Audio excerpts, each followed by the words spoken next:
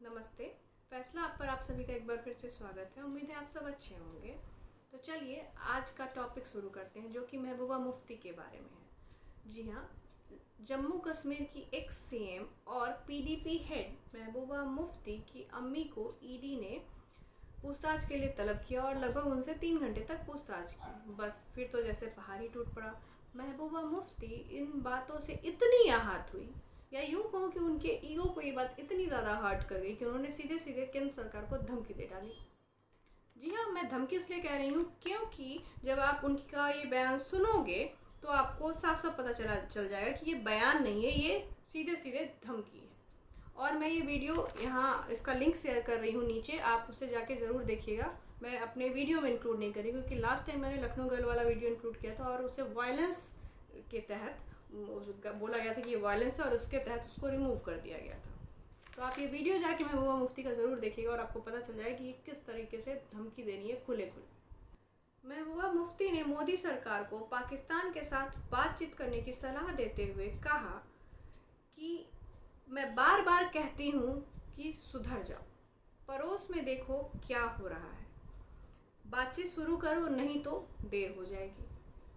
इसके अलावा महबूबा ने यह भी कहा कि जम्मू कश्मीर के जो टुकड़े किए गए हैं उसकी गलती को सुधारा जाए और जम्मू कश्मीर को पूर्ण राज्य का दर्जा दिया जाए। सभा को संबोधित करते हुए महबूबा मुफ्ती ने ये कहा कि हम कश्मीरी बहुत ही ज़्यादा बहादुर और सहनशील होते हैं, इसलिए सरकार हमारी सहनशीलता की परीक्षा ना ले, क्योंकि हमारी सहनशीलता का अगर बांध टूटा तो सरकार हार जाएगी। पर वो यहीं चुप नहीं हुई। उन्होंने केंद्र सरकार को भारत में अफगानिस्तान वाले हालात लाने की धमकी दी। जी हाँ, इस तरह की राष्ट्र विरोधी बातें उन्होंने एक बहुत सारे लोगों की भरी हुई सभा में बोला। उन्होंने कहा कि कैसे अमेरिका को रातों रात अफगानिस्तान से बोरिया बिस्तरा लेकर भागना पड़ा। वहाँ के हालात आप देख रहे हैं ना, कश्मीरियों की परीक्षा ना ले, ऐसा ना हो कि वही हालात भारत में भी हो। तो इस तरह के बयानबाजी को आप क्या कहेंगे? ये बयानबाजी सिर्फ है या धमकी है? राष्ट्र विरोधी बातें हैं। पर ज़रा रुकिए, क्योंकि पिक्चर अभी बाकी है, अभी इनकी धमकियां ख़त्म नहीं हुई हैं। महबूबा मुफ्ती ने ये बोला कि सरकार अगर ये सोचती है कि मैं क्या कर लूँगी, तो सरकार ये बात जान ले कि एक छोटी सी चींटी भी अगर हाथी की सूंड में घुस जाती है तो उसका बुरा हाल कर देती है। बहुत सारे लोगों के पोस्ट और कमेंट देखने के बाद मेरे दिमाग में सिर्फ एक ही बात आई कि जब से तालिबान ने अफ़गानिस्तान पर कब्ज़ा क्या किया है, ये तालिबानी सोच वाले लोग जो कि भारत में हैं, इन लोगों ने इस जमात ने मेंढक की तरह टर करना शुरू कर दिया और सपने देखना शुरू कर दिया। इनको ऐसा लगता है कि ये यहाँ भी वही चीज़ कर देंगे। पर ये एक बात भूल रहे हैं कि वहाँ भागने वाले लोग थे, यहाँ इतनी आसानी से नहीं होगा। भारत का इतिहास ऐसा है कि यहाँ लोग डट के खड़े रहते हैं, मर जाएंगे पर कंट्री छोड़कर नहीं भागेंगे। ये इस बात को भूल जाते हैं। मेरे दिमाग में बस इतनी सी बात आई कि तालिबान ने अफ़गानिस्तान पे कब्ज़ा क्या कर लिया है, उसके बाद से ये तालिबानी वाले सोच वाले जो कुकुर मुत्तों की जमात होती है ना, इन लोगों ने दिन दहाड़े सपना देखना शुरू कर दिया है।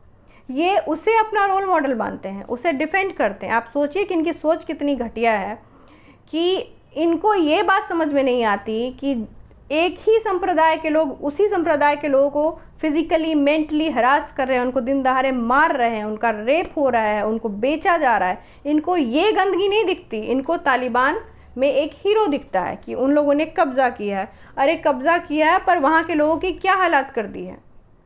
और इनको ये बात भी समझ में नहीं आती कि इतनी सारी मुस्लिम कंट्री है, लोग वहाँ नहीं जाना चाहते, लोग इंडिया में आना चाह रहे हैं। पर इनको ये बात कैसे एक्सेप्ट होगी, क्योंकि ये तो उस जमात के लोग हैं ना जो ये बोलते फिरते हैं कि इंडिया में इनको डर लगता है, इनके साथ सौतेला व्यवहार होता है इंडिया में।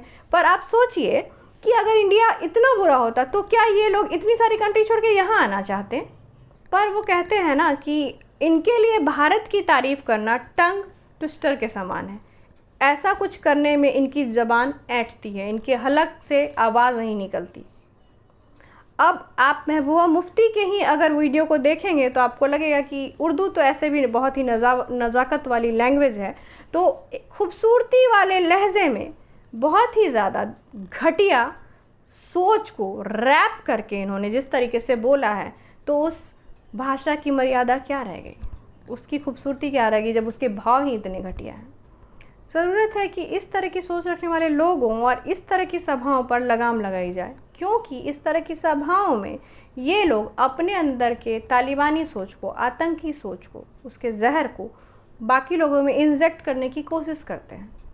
जो लोग देश को जोड़ने की जगह देश को तोड़ने की बात करते हो, वो कभी भी देश के लिए हिमायती नहीं हो सकते, वो कभी भी देश के हित में सोच ही नहीं सकते, वो देश के कभी हो ही नहीं सकते। अगर आप मेरी इस बात से सहमत हैं तो प्लीज़ मेरे वीडियो को ज़्यादा से ज़्यादा लाइक और शेयर करें, और अगर आपने अभी तक मेरे चैनल को सब्सक्राइब नहीं किया तो प्लीज़ प्लीज़ प्लीज़ मेरे चैनल को सब्सक्राइब कर लें। और हाँ, आप लोगों ने बेल आइकन नहीं दबाया है, क्योंकि मेरी वीडियोस शायद 100 या 150 लोग ही देख पाते हैं, जबकि मेरे सब्सक्राइबर लगभग 1100 हैं। तो प्लीज़ बेल आइकन प्रेस कर लें। तब तक के लिए अपना और अपने अपनों का ख्याल रखें। जय हिंद, वंदे मातरम, जय श्री राम।